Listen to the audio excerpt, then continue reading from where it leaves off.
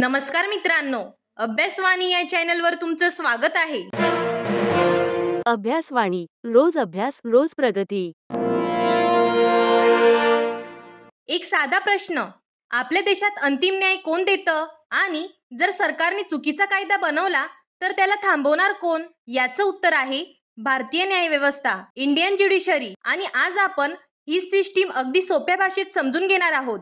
तर बघा, भारतीय लोकशाही 3 स्तंभांवर उभी आहे: कायदे मंडळ, कार्यकारी मंडळ आणि न्यायव्यवस्था. पण या तिघांमध्ये एक स्तंभ असा आहे ज्याला संविधानाचा संरक्षक म्हणजे नागरिकांच्या हक्कांचा पहारेकरी आणि लोकशाहीचा आधारस्तंभ म्हटलं जातं. तो स्तंभ म्हणजे भारतीय न्यायव्यवस्था. आज आपण याच आधारस्तंभाची रचना उलगडून पाहणार आहोत. ही व्यवस्था कशी जन्माला आली, तिची रचना कशी आहे आणि तिला इतके अधिकार का दिले गेले आहेत, याचा आपण सखोल अभ्यास करणार आहोत. सर्वोच्च न्यायालयाच्या स्थापनेपासून ते अगदी जिल्हा न्यायालयाच्या नियंत्रणापर्यंत प्रत्येक कलम आणि प्रत्येक तरतूद आपण समजून घेऊया.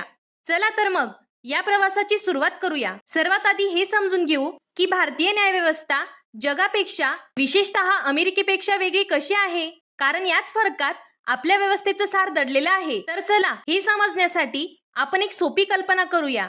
अमेरिकेची न्यायव्यवस्था म्हणजे दोन वेगवेगळ्या इमारतींसारखी आहे. एक केंद्रासाठी म्हणजे फेडरल ज्युडिशरी आणि दुसरी प्रत्येक राज्यासाठी म्हणजे स्टेट ज्युडिशरी. दोन्ही स्वतंत्रपणे काम करतात. पण भारतात असं नाही. आपली न्यायव्यवस्था ही एका विशाल पिरॅमिड सारखी आहे. सर्वात खाली दुय्यम न्यायालय, मग मध्ये उच्च न्यायालय आणि शिखरावर आपलं सर्वोच्च न्यायालय.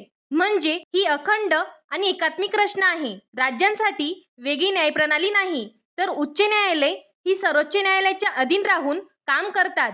म्हणजे देशात कायद्याचं राज्य एकसंध राहावं यासाठी ही एकात्मक रचना स्वीकारली गेली. पण या भव्य रचनेचा पाया कुठे आणि कसा रचला गेला, याचा इतिहास काय सांगतो? तर बघा, याची मूळ आपल्याला ब्रिटिश काळात सापडतात. म्हणजे बघा, याची सुरुवात होते 1773च्या रेग्युलेटिंग ऍक्ट पासून. याच कायद्याने कोलकाता येथे पहिल्या सर्वोच्च न्यायालयाची स्थापना केली. हा भारतीय न्यायव्यवस्थेचा आधुनिक स्वरूपाचा आरंभबिंदू म्हणता येईल. आणि त्यानंतर मग उच्च न्यायालयांनी आकार घ्यायला सुरुवात झाली.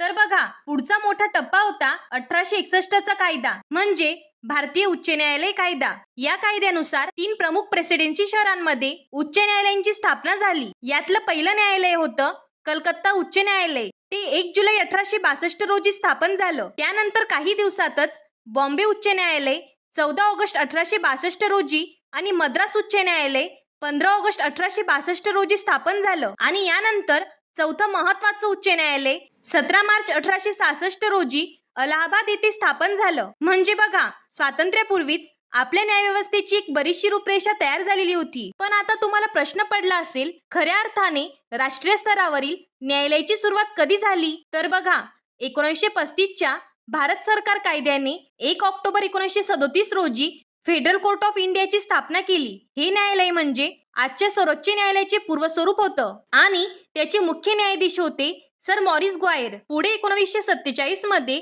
याच न्यायालयाचे पहिले भारतीय मुख्य न्यायाधीश बनण्याचा मान सर एच.जे. कानिया यांना मिळाला आणि मग तो ऐतिहासिक दिवस उजाडला 26 जानेवारी 1950, ज्या दिवशी आपलं संविधान लागू झालं आणि त्याच दिवशी भारताच्या सर्वोच्च न्यायालयाची स्थापना झाली. त्याचं औपचारिक उद्घाटन आणि पहिली बैठक ही 28 जानेवारी 1950 रोजी पार पडली. आणि एक रंजक गोष्ट म्हणजे सुरुवातीला सर्वोच्च न्यायालयाला स्वतःची इमारत नव्हती. 1950 ते 1958 या काळात सर्वोच्च न्यायालयाचे कामकाज संसद भवनातील चेंबर ऑफ प्रिन्सेस मधून चालत असे. शेवटी 4 ऑगस्ट 1958 रोजी सर्वोच्च न्यायालयाला सध्याची भव्य इमारत मिळाली. हा प्रवास खूप विलक्षण होता.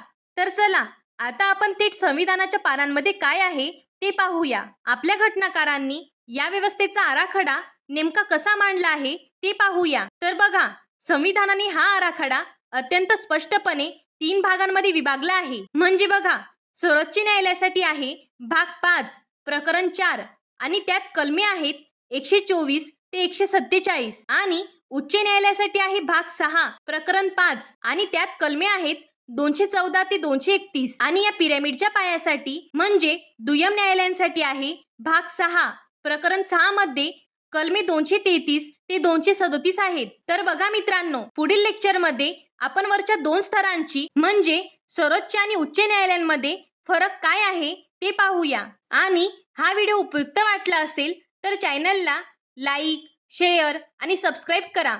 अभ्यासवाणी म्हणजे concept based learning. Thank you. Abhyasvani रोज अभ्यास रोज प्रगती.